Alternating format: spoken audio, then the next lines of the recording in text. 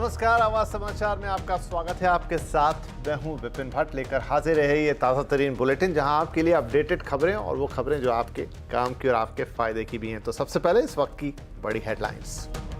दिल्ली शराब स्कैम में अब रडार पर केजरीवाल, पूछताछ के लिए 2 नवंबर को ईडी ने बुलाया। अब बोली पार्टी खत्म करना चाहती है मोदी सरकार। बीजेपी बोली घोटाले में केजरीवाल भी शामिल। कई विपक्षी नेताओं को एप्पल से फोन हैकिंग का अलर्ट, मोदी सरकार पर लगाया जासूसी का आरोप। अश्विनी वैष्णव ने दिया जांच का आदेश, एप्पल ने अपने बयान में नहीं लिया किसी का नाम।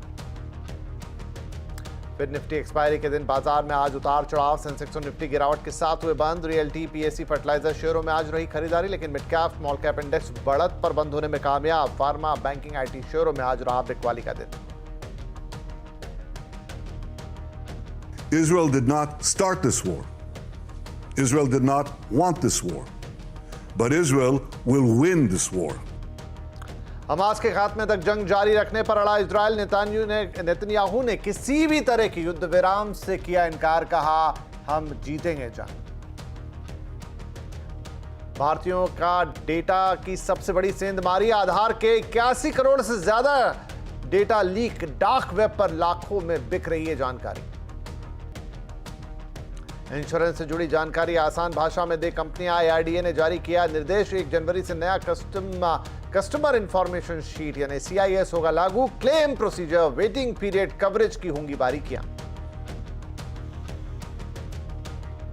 तो काफी खबरों से भरा हुआ दिन है। आज शुरुआत करते हैं दिल्ली से, जहां शराब घोटाले की आंच दिल्ली के मुख्यमंत्री अरविंद केजरीवाल तक अब पहुंच चुकी है। ईडी ने इस मामले में केजरीवाल को समन भेजकर 2 नवंबर को पूछताछ के लिए बुलाया है।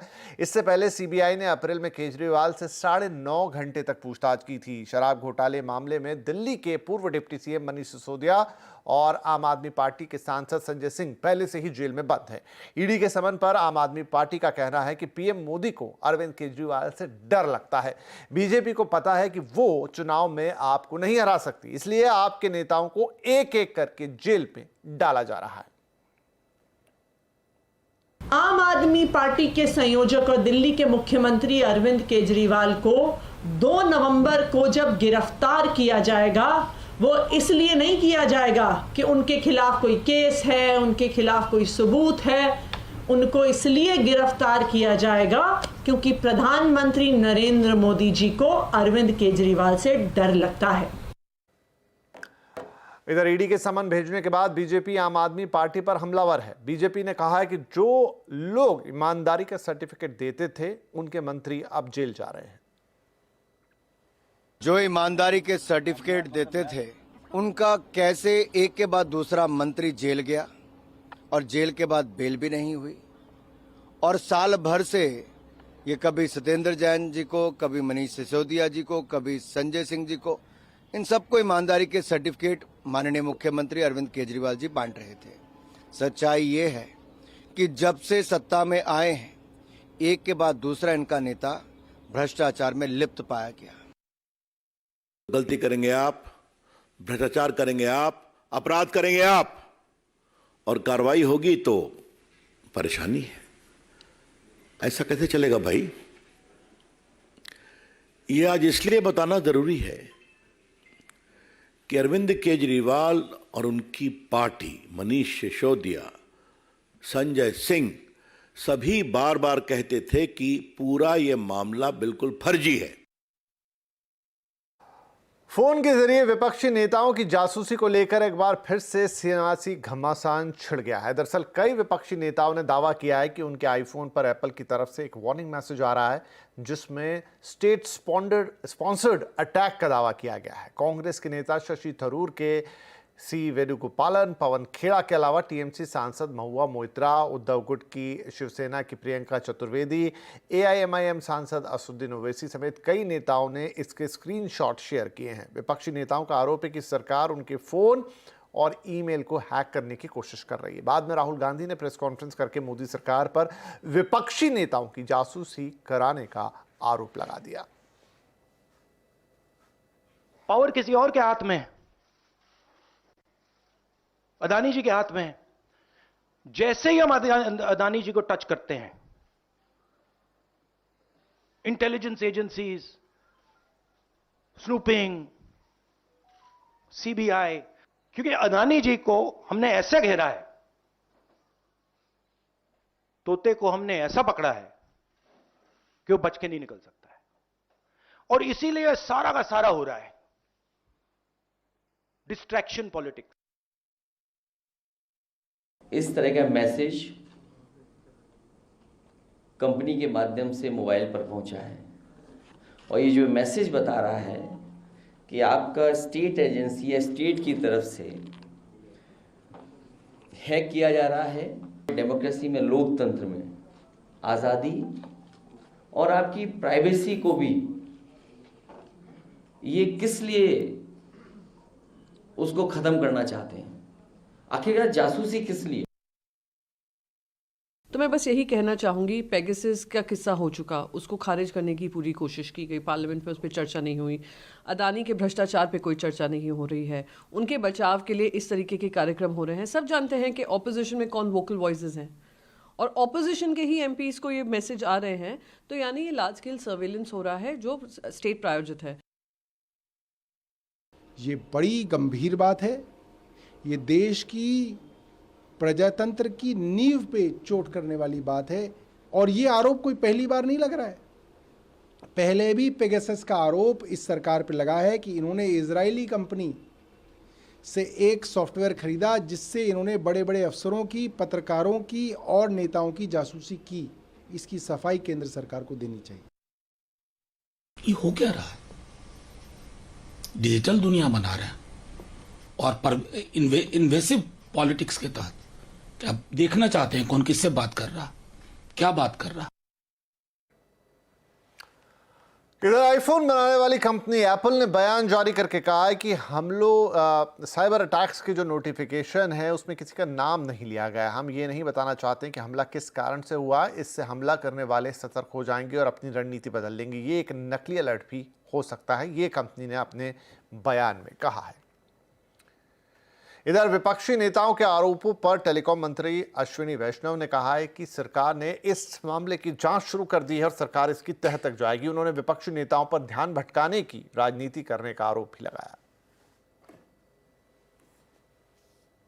सरकार इस मुद्दे पर बहुत कंसर्न्ड है और इस मुद्दे के तह तक जाएंगे। हमने इसमें इन्वेस्टिगेशन ऑर्डर कर दिया है ऑलरेडी।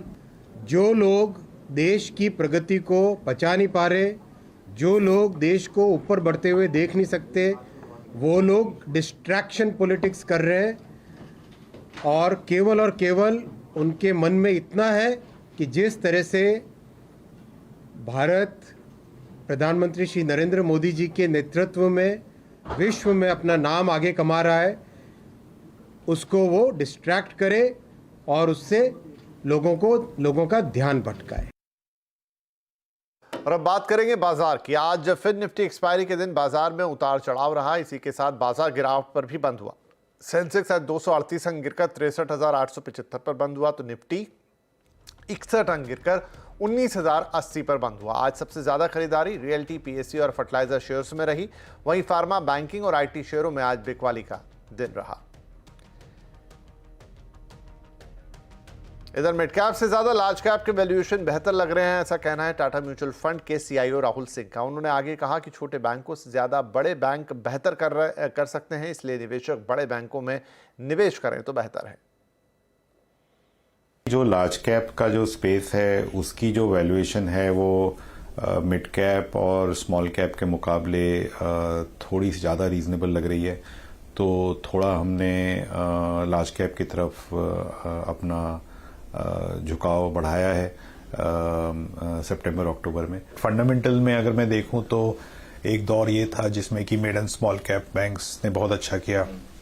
अब जो है वहाँ रिस्क बढ़ रहे हैं, वैल्यूएशंस भी बढ़ गई हैं, रिस्क भी बढ़ रहे हैं अनसिक्योर्ड लेंडिंग वगैरह में। तो मेरा मानना यह है कि फंडामेंटल तरीके से अगर देखा जाए तो लार्ज कैप बैंक्स ज़्यादा रीजनेबल लग रहे हैं आज के दिन में, और रिस्क भी काफ़ी कम है उसमें compare to mid and small caps. So दोनों तरीके से अगर मैं एक साल का व्यू लूँ तो मुझे लगता है कि लार्ज कैप बैंक्स वापस से आउट परफॉर्म कर सकते हैं mid and small cap banks को। तो ये तो रहा आज के बाजार का हाल, लेकिन कल के बाजार के लिए आप क्या करें। तो हम आपको बता दें कि हमने अपने CNBC आवाज़ के सोशल मीडिया स्पेशल में आपके लिए शुरू किया खास सेगमेंट। आज से ज़रूर जुड़िए हमारे साथ। रोज़ हम कराएंगे अगली सुबह की तैयारी, वो भी शाम की चाय के साथ में। और सुमित हाजिर होंगे ठीक 5:30 बजे। YouTube और Facebook पर लाइव रहेंगे और वो बातें जो कल आपके लिए बेहद फायदेमंद साबित होंगी, जरूर सुनिएगा हमारे साथ। आगे बढ़े, दुनिया भर के बाजारों की नजर अब कल पर टिकी है। कल फैसले का दिन है। कल फेड ये तय करेगा कि अमेरिका में दरें बढ़ेंगी या नहीं।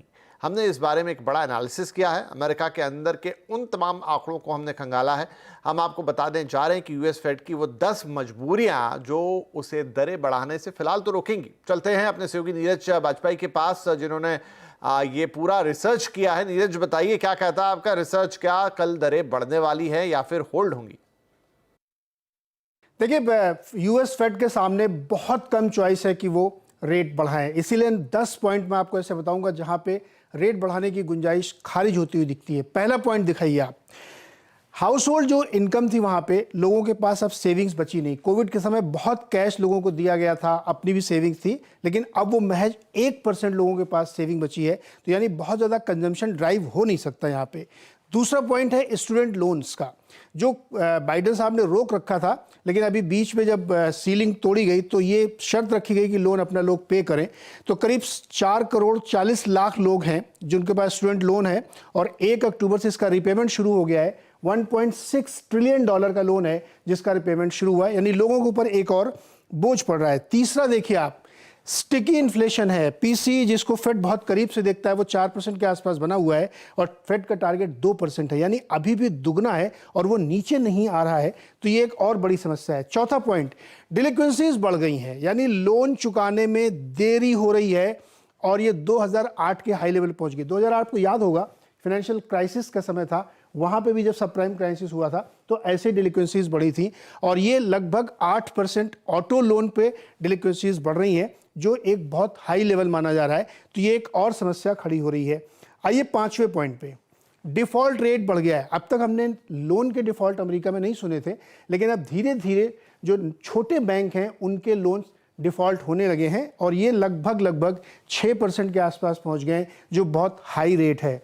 6वां पॉइंट आइए, इंटरेस्ट कवरेज रेशियो, यानी जो कंपनियां लोन लेती हैं, जो लोग लोन लेते हैं, उसका जो खास तौर पे कंपनियां जो कवरेज करती हैं, लोन रिपेमेंट करती हैं, वो अब कम होता हुआ दिख रहा है। 2021 में 9.5% इंटरेस्ट कवरेज था, जो अब घट के 7.5% पे आ गया है। 7वां पॉइंट लेके आइए, बैंकिंग सेक्टर की लोन ग्रोथ पे बहुत इंपैक्ट पड़ा है। दरअसल वहां पे जो हाई फ्रीक्वेंसी डेटा आता है, हमारे यहाँ भी आता है, उनके वीकली हाई फ्रीक्वेंसी डेटा जो 2023 में आया है, यानी अभी हम लोग 52वें हफ्ते के करीब पहुंच रहे हैं, यहाँ से 6 हफ्ते 8 हफ्ते दूर हैं। अब तक का जो दिखाता है एवरेज, वो 2% लोन ग्रोथ निकल के आ रही है, जो 2022 में 10.5% थी। क्यों ऐसा हुआ? क्योंकि होम लोन वहां पे 8.5% पे पहुंच गया है, ऑटो लोन 8% पे पहुंच गया है, इसलिए लोन ग्रोथ पे काफी असर पड़ रहा है और छोटे बैंकों के सामने तो बहुत मुश्किल आ रही है। 8वें पॉइंट पे आइए, तेल की कीमतें, कच्चे तेल की कीमतें $90 के आसपास चल रही हैं और खाड़ी में जो तनाव है उसकी वजह से नीचे नहीं आ रही, काफी वोलेटाइल है। अगर कोई स्थिति ऐसी बनती है कि वो टेंशन बढ़ता है तो ये कीमतें बहुत ऊपर जा सकती हैं। जो वर्ल्ड ऑर्गेनाइजेशंस हैं उनका यह मानना है कि $150 तक प्राइस जा सकता है अगर टेंशन एस्केलेट हुआ है। गोल्डमैन सैक्स भी $150 की बातें कर रहा है, तो इसलिए कच्चा तेल एक और बड़ा रिस्क यहाँ पे बना हुआ है। इसके बाद के पॉइंट 9th में आइए, चीन, जापान और यूरोप की इकोनॉमी नियर रिसेशन पे है। चीन में तो आपने सुना ही होगा कितनी कंपनियां डिफॉल्ट कर रही हैं रियल एस्टेट की, बहुत कोशिश के बावजूद रिवाइव नहीं हो पा रहा है। जापान में भी महंगाई काफ़ी बढ़ चुकी है, काफ़ी मुश्किल के दौर से गुजर रहे हैं और यूरोप में जर्मनी खास तौर पे रिसेशन के मुहाने पे खड़ी हुई है। तो ये एक और ग्लोबल सुस्ती का संकेत है। और 10वां पॉइंट आइए, नॉन इकोनॉमिक रीजन से यूएस में रेट्स बढ़ रहे हैं। पॉइंट बताते हैं। बहुत शुक्रिया नीरज की, शायद कल हमें दरें बढ़ती हुई दिखाई नहीं देंगी यूएस फेड के द्वारा। फिलहाल नजर रहेगी इस खबर पर। अब बात कर लेते हैं इजराइल और हमास जंग की।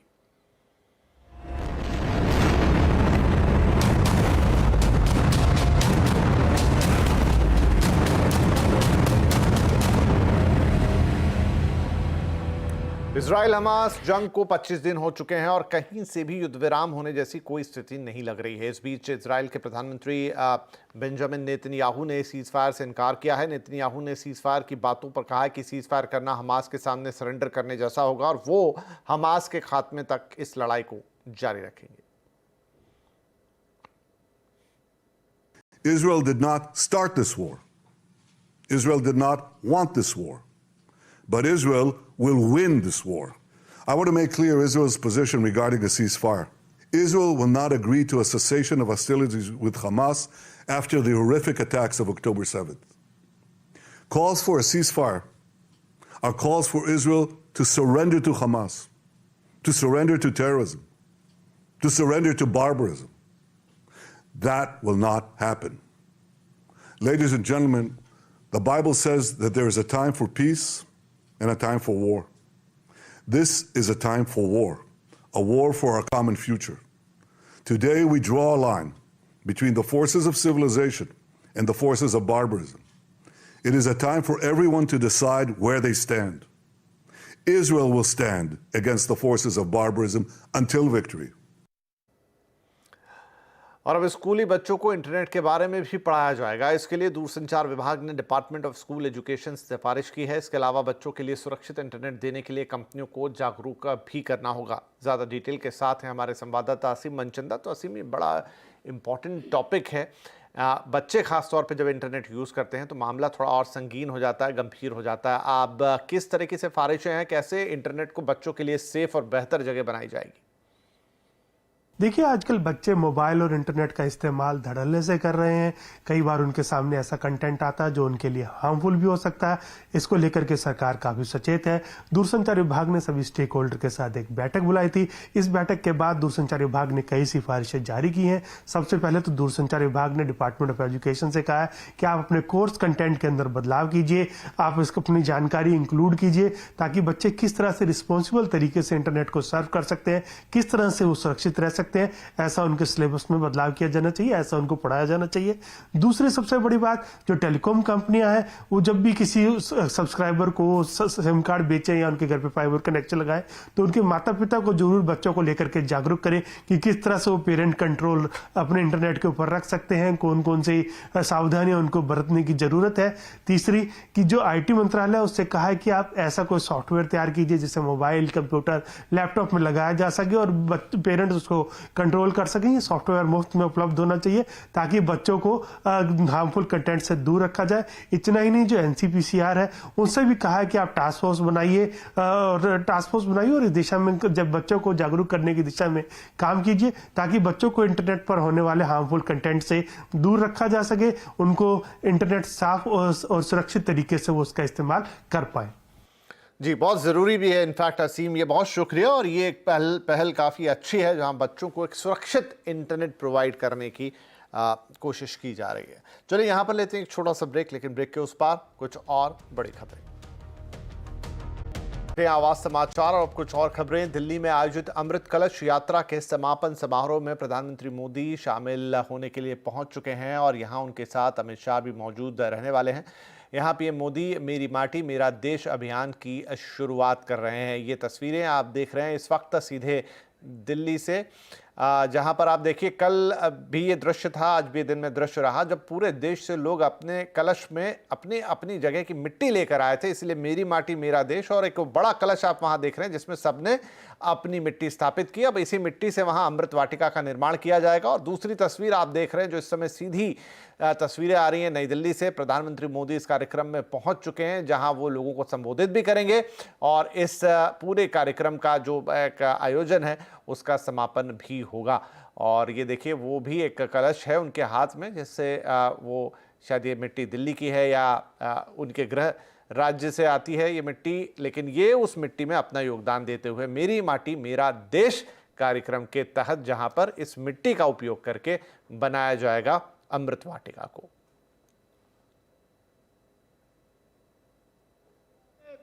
इस पावन पवित्र मिट्टी को वंदन करता हूं, साथ ही मेरा माटी मेरे देश अभियान कार्यक्रम का हिस्सा बने देश के करोड़ों करोड़ों लोगों का भी हृदय से धन्यवाद करता हूं, जिनके सफल प्रयासों से आज यह कार्यक्रम संपन्न हो रहा है।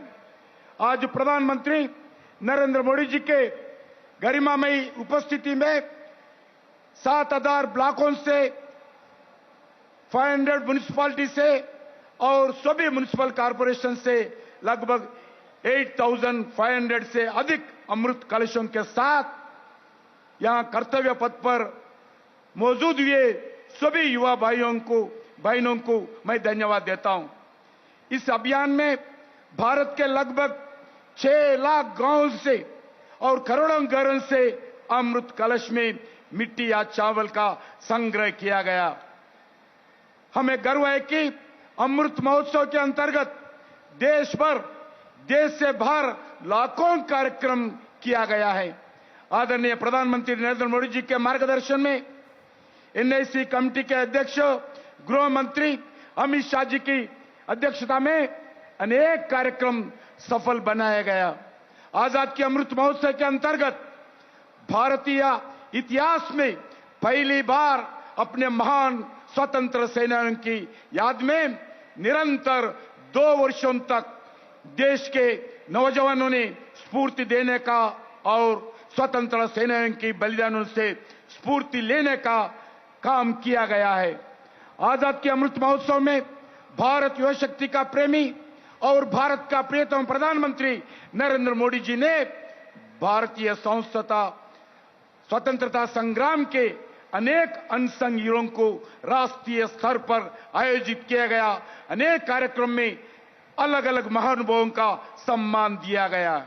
यहां न केवल एक सम्मान है बल्कि उनका संघर्ष, उनका बलिदान हमारे विकसित भारत का स्वतंत्रता का शताब्दी उत्सव 2047 को सपनों का प्रेरणा भी है।